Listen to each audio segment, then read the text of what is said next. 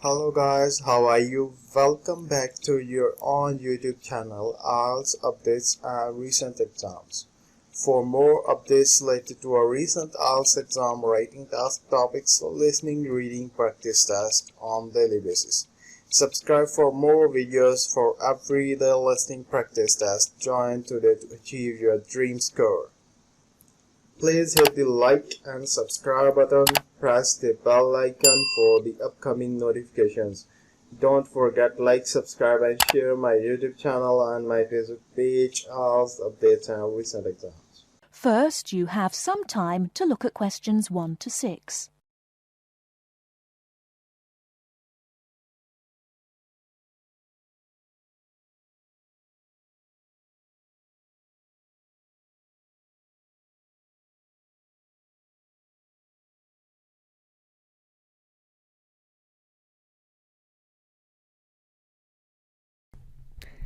Good morning, Towers Car Insurance. How can I help you?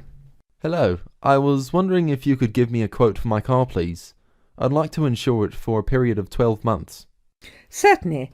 I need to take down a few details first of all. Can I have your name, please? Certainly, it's James Bartolo. Sorry, can you say that again, please? Sure, James Bartolo. That's Bartolo. OK, thanks. And your date of birth? It's the 1st of the 8th, 1973. Great. And can you give me your address, please? Sure, it's 146 Eastern Road, Chester. Fabulous. Now, is the insurance for just yourself? No, actually my wife drives the car too. Her name is Alice Jackson and her date of birth is the 23rd of the 4th, 1968. That's OK. I just need to write yes or no and the make and model of the car you wish to insure. It's a 1998 Ford Laser. OK. And do you have any idea of the value of the car? Yes, it's around £4,000. I only bought it about a week ago. Before you hear the rest of the conversation, you have some time to look at questions 7 to 10.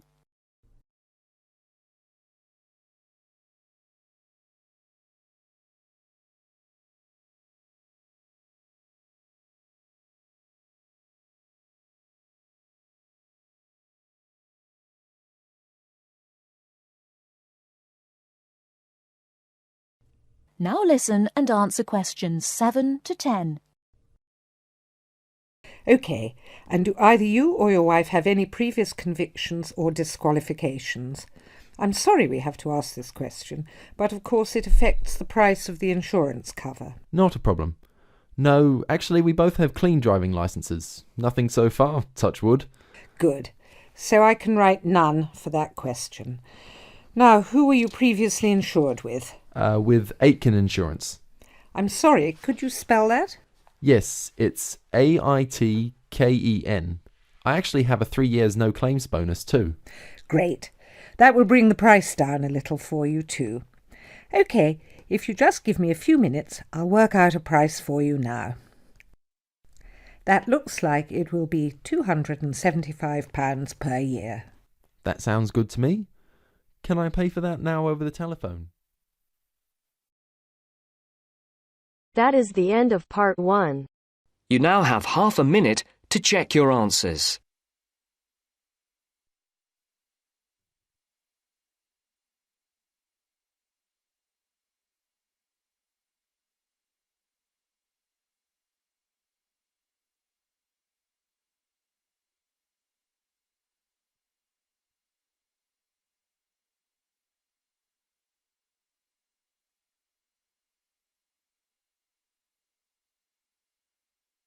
Now turns to part 2. Part 2.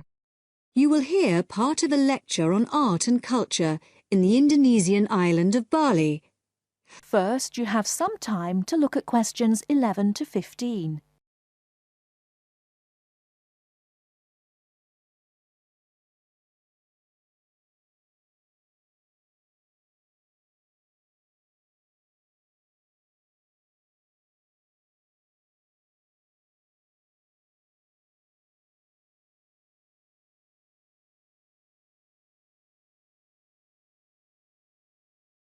Now, listen carefully and answer questions 11 to 15. Last week, we looked at the traditional art of Japan. In this week's lecture, we're going to move south and look at the very special way in which art has developed in the beautiful island of Bali, which is now part of Indonesia. I'll begin by giving you a brief historical overview. It's thought that the first inhabitants of Bali were farmers who arrived around 3000 BC, at the beginning of the Iron Age. They probably originally came from China, and in Bali they cultivated rice and built temples ornamented with wood and stone carvings and statues. The Hindu religion was introduced in the 14th century AD, and this has remained the main religion on the island. This was an important period in the artistic development of the island, when sculptors, poets, priests and painters worked together in the service of the ruling families. Rather than painting everyday scenes, artists concentrated on narrative paintings illustrating the epic stories of Hinduism. Bali's rich natural resources have always made it an alluring goal for merchants, and from the 17th century onwards, Dutch ships visited the island to trade in spices and luxury goods. Gradually, the old royal families lost their power, and eventually, in 1906, the Dutch East Indies Company was founded, and the island became a colony. In the 20th century, art then took on a very different role, as a tool accessible to everyone in the fight of the Balinese people against colonization, rather than as the property of a minority. Shortly after this, in the 1920s, stories of the beauty of the island of Bali began to spread around the world, and Balinese art underwent another vast transformation with the advent of tourism to the island. At first, this was only on a small scale, but it had important effects. Expatriate artists from Holland and Germany settled on the island, bringing paper, Chinese ink and other new materials with them. They worked with local artists, encouraging them to experiment with concepts like naturalism, expressionism, light and perspective, as well as to move away from the traditional focus on narrative painting towards something closer to their own experience. When independence came in 1945, this desire for an art to match a new national identity became stronger, and the traditional narrative paintings started to give way to scenes showing the everyday life of the Balinese people, harvests, market scenes and daily tasks, as well as the myths and legends of their history. Before you hear the rest of the talk, you have some time to look at questions 16 to 20.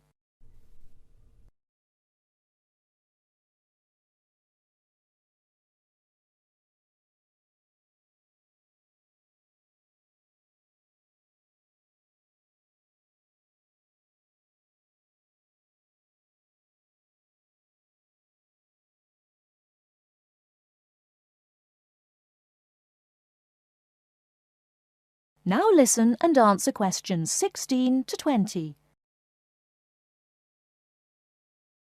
Many of the features that give this art its special place in the world today can be traced back to these historical roots. One feature that is rooted in the events of the last century is that today in Bali, the production and the appreciation of art is not restricted to a minority. In fact, there is a famous saying that in Bali, everyone is an artist.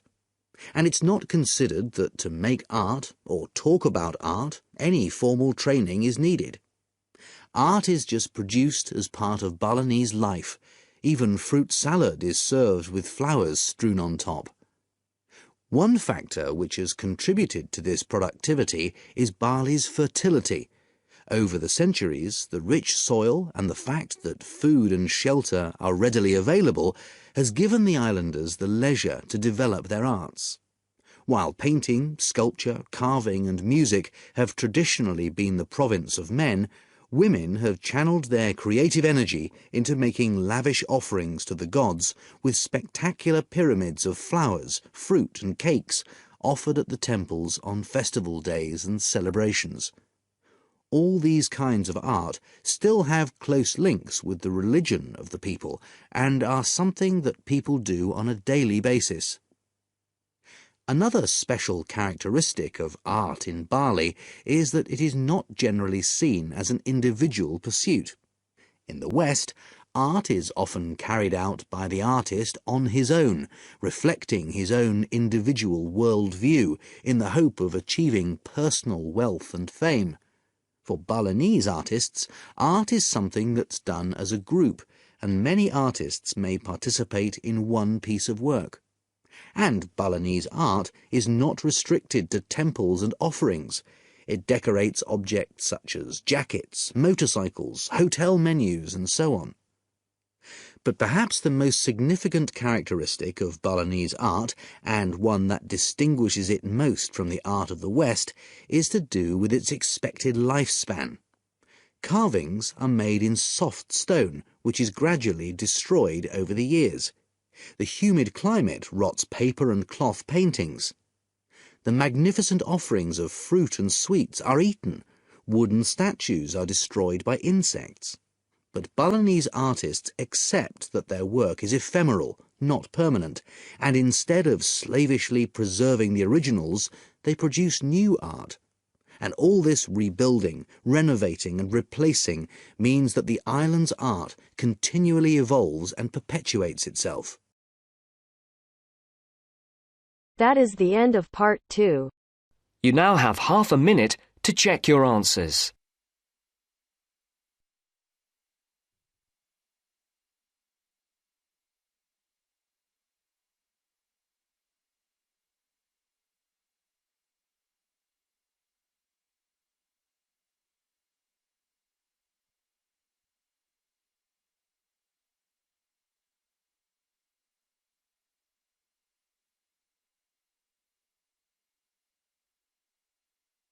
Part 2. A tutorial between two students and their tutor. The students are doing a research project on computer use. First, you have some time to look at questions 21 to 25.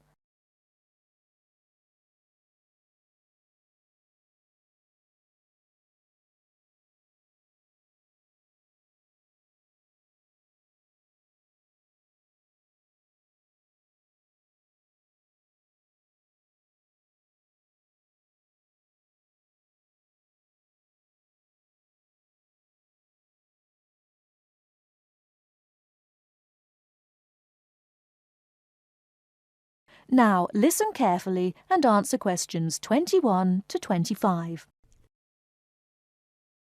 Dr. Barrett? Sammy, come in. Is Irene with you? Yes. Good. Sit down. Right. We're looking at how far you've got with your research project since we last met. You decided to do a survey about computer facilities at the university, didn't you? That's right.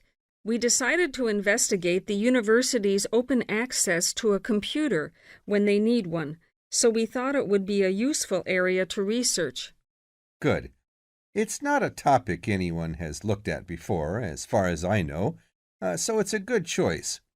So what background reading did you do? Well, we looked in the catalogs in the library, but we couldn't find much that was useful. It's such a specialized subject. Hardly anything seems to have been published about it. And as well as that, the technology is all changing so quickly. But the Open Access Center has an online questionnaire on computer use that it asks all the students to do at the end of their first year, and the supervisor gives us access to that data. So we used it as a starting point for our research.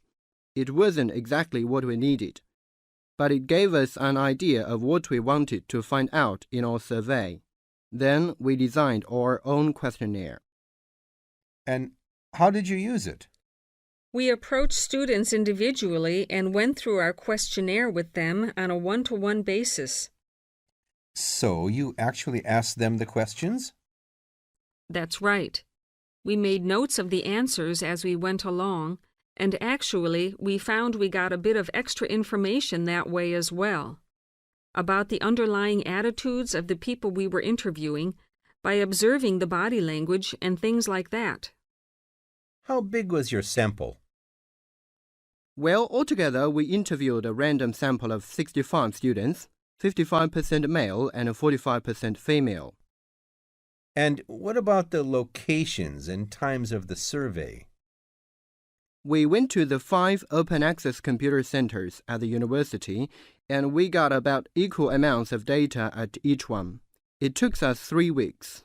We did it during the week, in the day and in the evenings. Not the weekends? No. So, presumably, your respondents were mostly full-time students. Yes. Oh, you mean we should have collected some data at the weekends from the part-time students? We didn't think of that. Okay.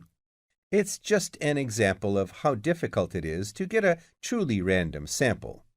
So, how far have you got with the analysis of results? Well, everyone agrees there was a problem, but we're more interested in what they think should be done about it. The most popular suggestion was for some sort of booking system. About 77% of the students thought that would be best. But there were other suggestions. For example, about 65% of people thought it would help if the opening hours were longer, like 24 hours a day. Before you hear the rest of the talk, you have some time to look at questions 26 to 30.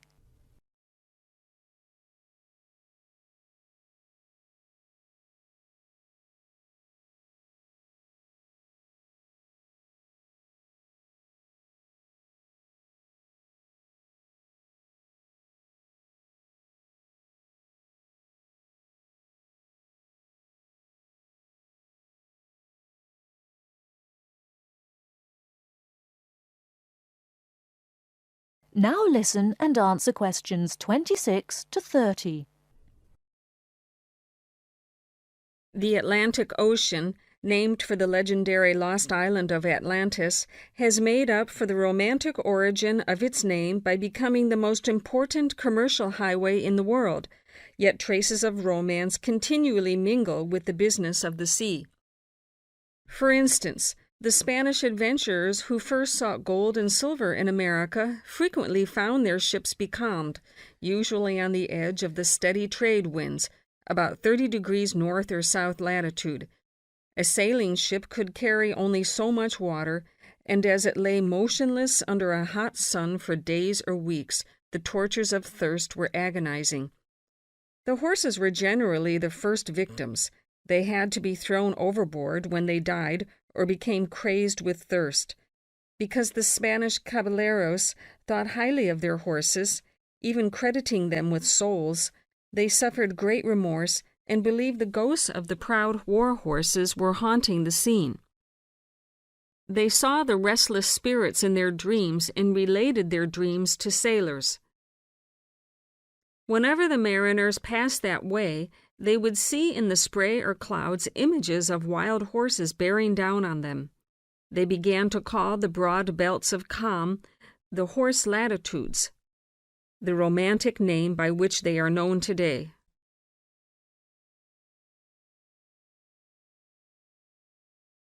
That is the end of part 3. You now have half a minute to check your answers.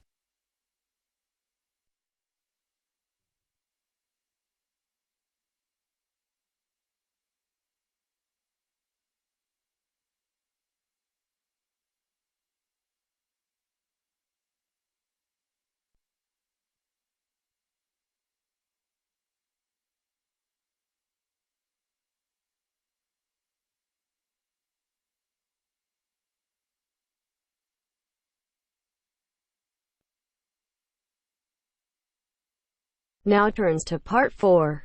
Part 4. You will hear part of a lecture about product life cycles. First, you have some time to look at questions 31 to 40.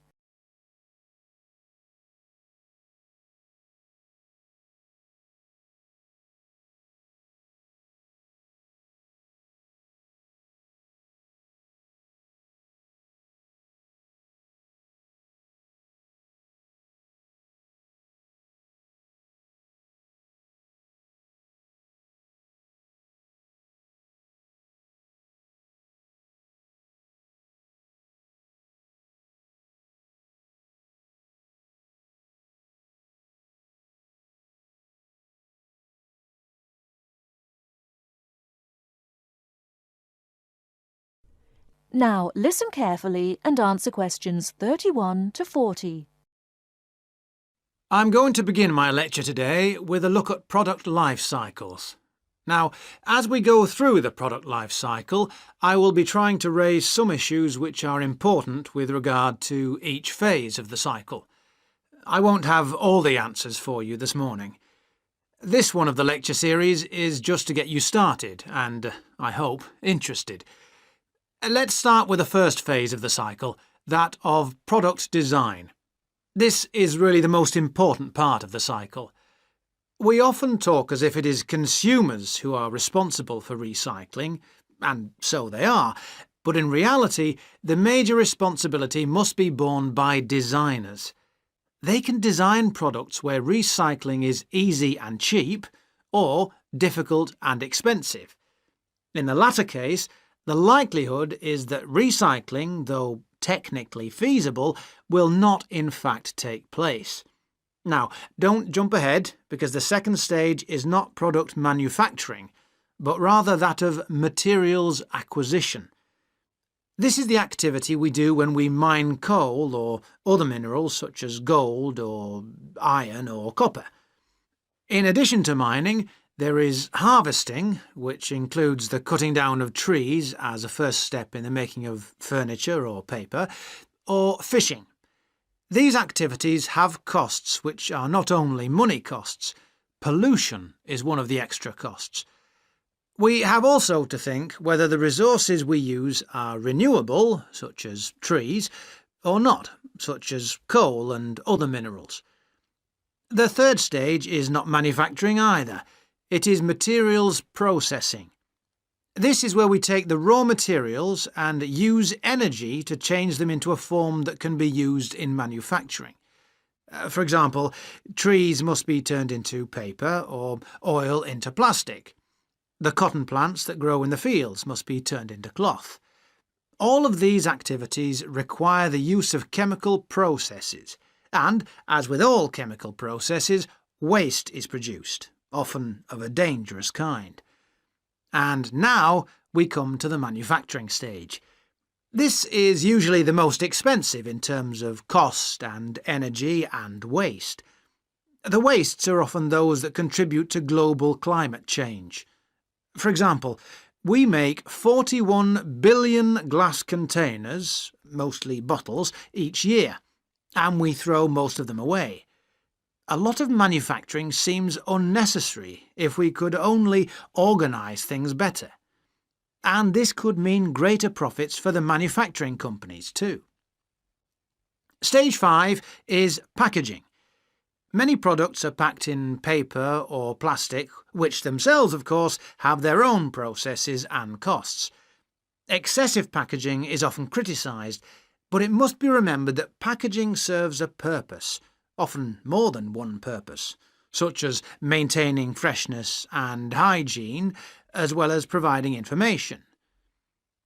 In our globalised world, we must never forget the next stage, which is distribution. This is the stage where transportation and energy play a big part.